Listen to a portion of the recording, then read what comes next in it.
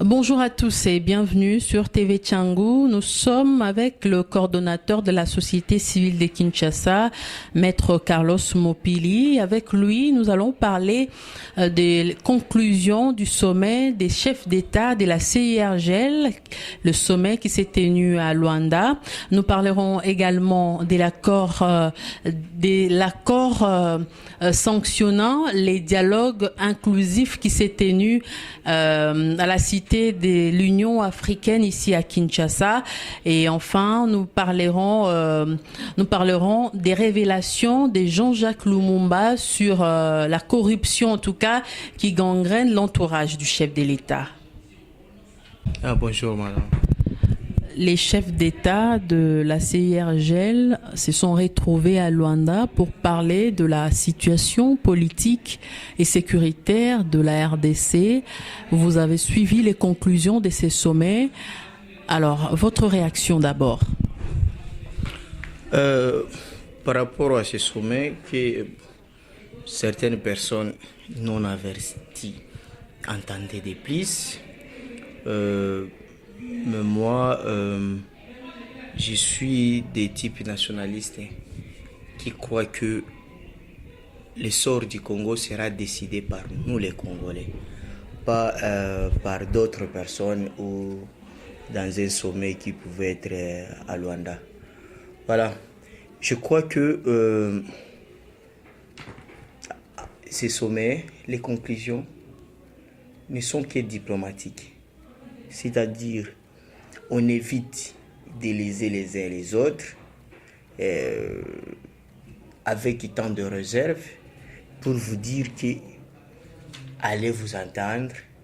Et du côté de ce qui concerne le pouvoir, on dit de fournir un peu d'effort, enfin, d'ouvrir encore une fenêtre pour ceux qui résistent encore, c'est le cas du rassemblement. Et du côté aussi du rassemblement, on leur demande de mettre de l'eau dans le vin, c'est qu'il n'y a pas vraiment des choses si fortes. Et c'est là, c'est une raison. Parce que même là, on pouvait décider, mais ça va se décider pour sortir de quoi? Parce que ce que les gens oublient, la CIRGL a un pacte. Même le programme d'action pour la démocratie et la bonne gouvernance, ça fait partie de l'article 18 de ces pactes-là qui constituent les traités de la CIRGL. Justement, c'est pourquoi, selon l'ancien secrétaire exécutif de la CIRGL, le professeur Mtumba Luaba, qui pense que cette déclaration de Luanda viole justement ces pactes-là de la CIRGL sur la démocratie et la bonne gouvernance. Oui, mais ici, dans ce pacte, tout n'est pas vraiment très très clair. C'est peut-être à la longue, c'est de pousser les autorités congolaises de ratifier la charte africaine sur la bonne sur la démocratie, la bonne gouvernance et les droits de l'homme. C'est dans cette charte où tout est clair, c'est-à-dire l'État cède une partie de sa souveraineté. Et on impose même les États partis de ne pas réviser la Constitution lorsqu'on avance vers les échéances électorales, de respecter la régularité du scrutin. Mais ici, dans ce pacte, rien n'est vraiment trop clair. Et au-delà de ça, en droit international, nous les spécialistes en droit international, nous disons toujours que le droit international, c'est un droit imparfait. Pourquoi? Parce qu'il n'y a pas un législateur mondial. Tout ce qu'on prétend dire que ce sont des normes, des standards internationaux, non. Il faut entrer dans les... Donc, le droit international des commerces est différent du droit international public. Souvent, celui qui prétend dire ces standards internationaux, soit c'est lui, le premier à mettre en place son produit commercial, soit il y a des gens qui se regroupent et qui décident qu'à partir d'aujourd'hui, vous voyez par exemple le téléphone, nous mettrons tout téléphone tel format pour faciliter le chargeur, les chargeurs. Voilà, on parle de normes internationales, c'est-à-dire souvent c'est ceux qui sont plus forts dans ces domaines qui décident au nom des autres, mais sans légitimité, sans mandat. C'est ça la première faiblesse du droit international. Deuxième faiblesse, c'est ce qu'il n'y a pas le gendarme mondial. On ne peut pas mettre un État en prison. On ne peut pas. Donc, la sanction contre un État, oui, la sanction contre un État, souvent, ce sont encore les pauvres populations qui sont des victimes. Mais par exemple, c'est des sanctions. Oui, des sanctions financières. Des sanctions financières. Qui en souffre? Lorsqu'il y a embargo, lorsqu'il y a eu l'embargo en Libye, qui ont souffert plus? C'est toujours des populations. Lorsqu'aujourd'hui il y a l'embargo contre l'armement à RDC, qui souffre? C'est les paisibles citoyens qui sont victimes des agressions. Alors là, il faudra des sanctions ciblées. C'est pourquoi la faiblesse du droit international. Il y a d'autres même doctrinaires qui ne veulent pas admettre que le droit international fait partie du droit. C'est pourquoi on parle du droit imparfait. D'où, moi étant que doctorant en droit international, quand j'entends communauté internationale, société internationale, je me dis, il ne faut rien attendre du concret. Du concret. Mais il y a une manière que d'autres partenaires étrangers agissent. Mais souvent, ils agissent là où il y a leurs intérêts. Là où il y a leurs intérêts. Ça peut être à 5 minutes, ils avaient telle position, mais lorsque celui qui a le pouvoir cède, leur donne plus, c'est fini, on les garde. Nous avons vu, vous avez suivi les films des Oies sauvages, la libération des présidents libanais. C'est ça la réalité. Ces films, c'est la réalité de la communauté internationale. Donc, vous avez suivi à Brazzaville, lorsque Sassou commençait à réviser la Constitution.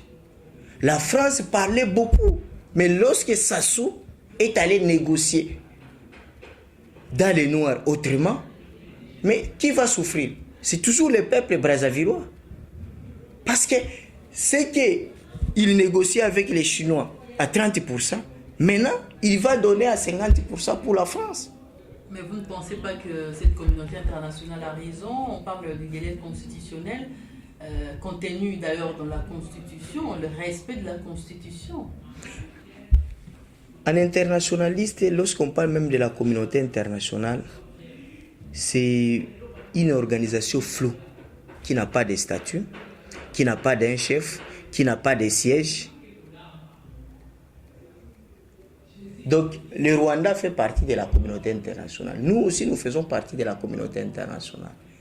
Mais ce que j'ai dit, ces États-là, États-Unis d'Amérique, France, aujourd'hui l'Union européenne, lorsqu'ils parlent, ce n'est pas vraiment au nom de la démocratie ou bien au nom des élections.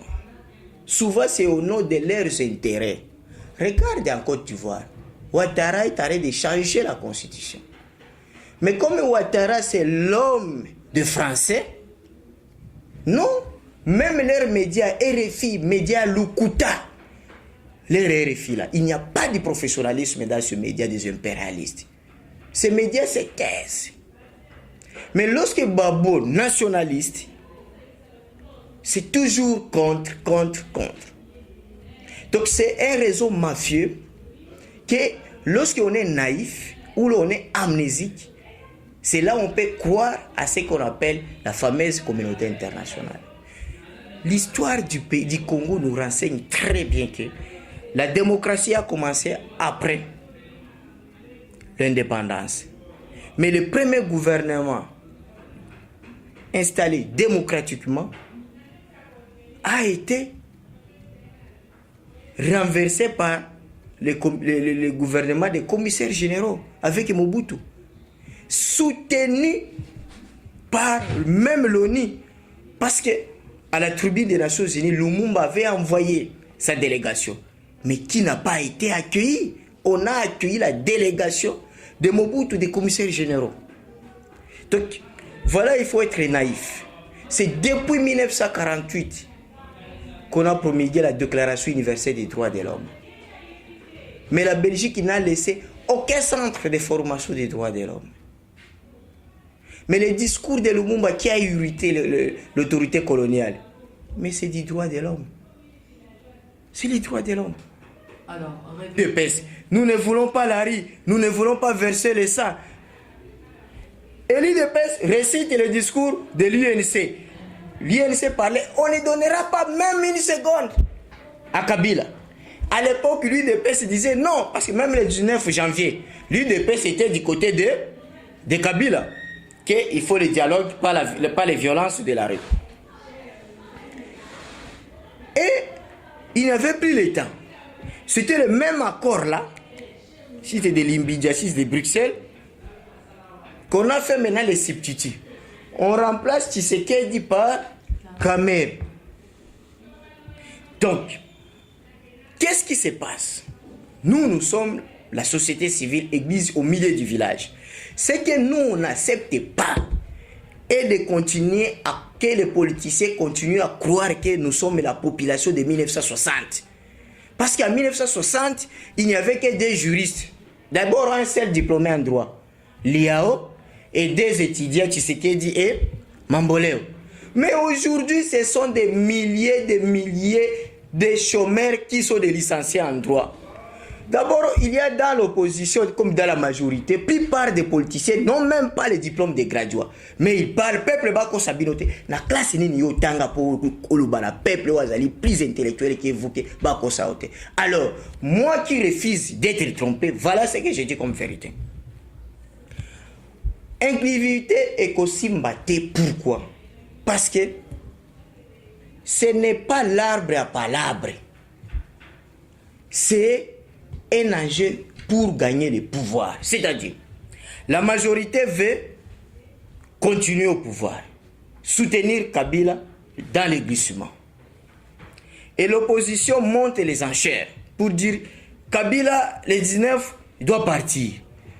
Monte les enchères pour que Kabila négocie avec eux et qu'il se partage le poste. Parce que ça, Kabila utilise toujours la stratégie léopoldienne. Depuis même avec des guerres, il partage son pouvoir avec ses adversaires politiques et après il avance, il sait encore comment faire demain. C'est là où il y a un problème. Ce n'est pas l'arbre à palabre, ce sont des négociations de postes. Et je trouve qu'il y a un seul Congolais honnête et sincère, c'est le Némonansem. C'est lui qui a eu le courage de dire tout bas, tout haut, c'est que tous ces politiciens parlent dans le noir.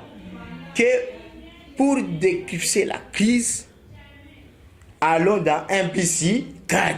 Parce qu'ils savaient que on n'aura pas l'inclusivité dans le respect de cette constitution. Parce que la constitution donne qu'un seul poste du premier ministre. Et maintenant, il y a un problème. Chacun veut être premier ministre. Si seulement au niveau des rassemblements, on demande qui sera le premier ministre, Tshisekedi va désigner son fils, qui n'a pas même l'expérience de bourgmestre. Et Olenganko, il va dire non, je ne vais pas. Moïse va dire non, je ne vais pas. Et Fayoul va dire non, je ne vais pas. Déjà, l'opposition qui est venue dans le dialogue, Steve Mbika qui dit non, il faut l'Ouest. Kamer, c'est déjà de ses côtés. Ils se disputent déjà ses postes. L'opposition dans le dialogue n'a pas eu même le temps de discuter sur les essentiels du dialogue. Mais ils ont eu pris le temps pour discuter sur le poste du Premier ministre. Donc, vous voyez déjà ça. Et mon qui claque la porte parce que peut-être il n'a pas eu son compte. Parce que Kamer a demandé le dossier. Or, Mokia vient en a évité si on demandait le dossier. Bon, je ne sais pas s'il a étudié laquelle université. Donc, c'est ça aussi le problème. Voilà. La Senko va échouer. Parce qu'il n'y a qu'un seul premier ministre. Il n'y aura pas deux. Et la solution pour vous? La proposition de Némonansem. De Némonansem, c'est trop tard.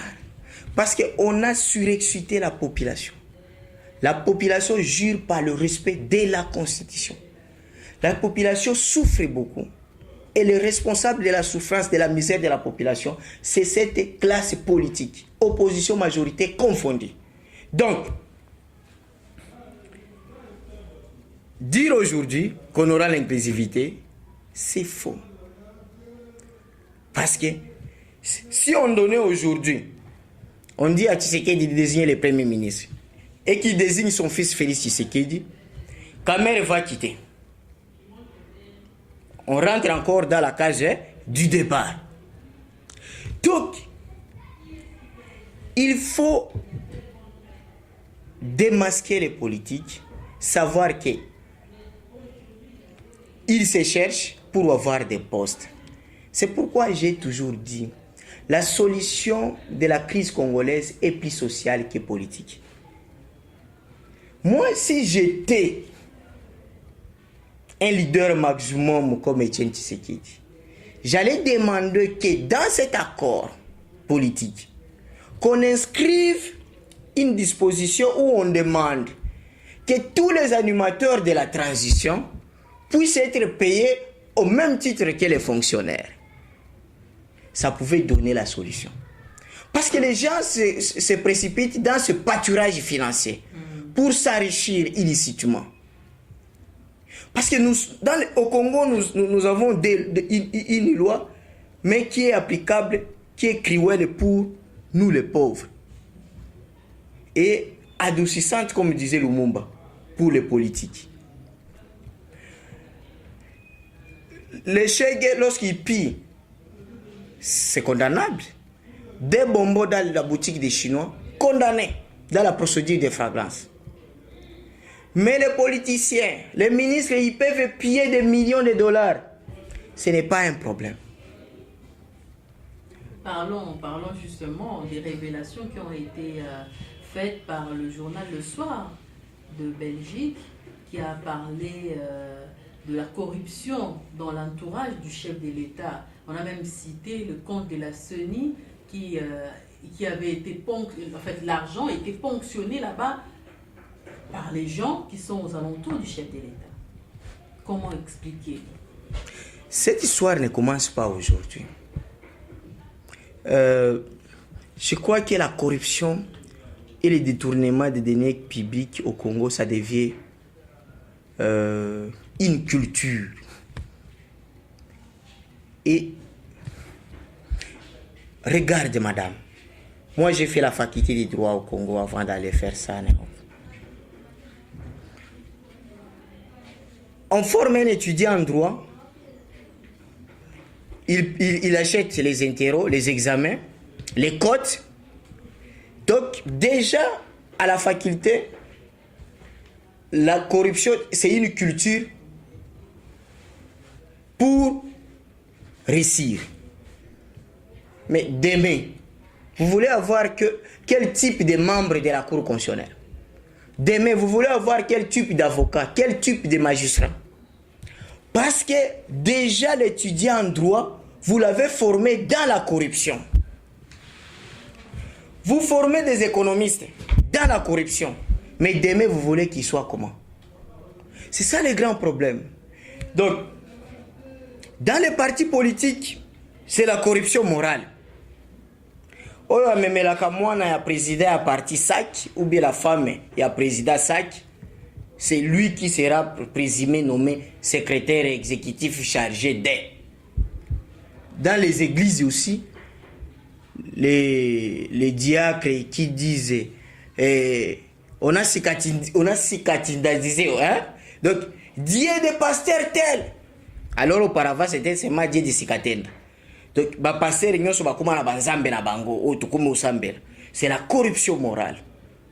Et aussi même fidèle à cause à la Tchèle, Ndumba, Moïbi, politicien, c'est la corruption financière. Donc, je voulais démontrer comment le système congolais, tous les systèmes, est à reprendre à zéro. À zéro, madame. Mais le gouvernement alors... Maintenant, le gouvernement, mais c'est le gouvernement Matata 2 qui a mis les tapis rouges. Nouvelle citoyenneté, justement, c'était pour revoir tout ça. Je vous dis, madame, il n'y a jamais un gouvernement dans ces pays, depuis l'indépendance, qui a placé les tapis rouges pour la corruption et le détournement des deniers publics. Je vous dis, le gouvernement Matata II, c'est un gouvernement qui, dans l'avenir, leurs membres seront jugés. Même pas aujourd'hui, mais demain. Ces révélations dont on parle, dans d'autres sujets, ce ne pouvait pas être une affaire de la presse. C'est le procureur général de la République, en état informé, devrait ouvrir une réquisition d'informations et inviter, convoquer chaque personne intéressée ou citée dans ce processus. En commençant par l'autorité budgétaire, le ministre des Finances, le OD, le gouverneur des banques, jusqu'au niveau du président de la République. Mais notre justice, c'est là où nous disons toujours que la Constitution ment lorsqu'elle nous dit que nous avons 4 pouvoirs, 4 institutions politiques. Parce que la justice, c'est un pouvoir qui est là pour traquer les politiques lorsqu'ils dérobent de leurs fonctions. Mais lorsque la justice n'est pas indépendante, c'est fini, on n'a plus un État. Donc le Congo cesse d'être un État, c'est un pays, un espace géographique. Dans d'autres cieux, on peut tolérer les glissements, mais jamais la corruption, jamais le détournement des deniers publics. Parce que ce sont les deux mots qui sont à la base des glissements. Ce sont les deux mots qui sont à la base de la misère dans notre pays. Ce sont les deux mots qui sont à la base de l'insécurité dans notre pays. Parce que tous ces militaires-là, sous-payés, tous ces enfants-là abandonnés, ce sont des foyers de recrutement des groupes armés. Parce qu'il manque le social dans ces pays. Donc, c'est une affaire qui humilie notre justice. Parce qu'une justice, lorsqu'elle est informée à travers le média, et surtout des révélations qui sont si détaillées comme c'est le cas, la justice devrait déjà s'en passer. Maître Carlos, merci. C'est moi qui vous remercie.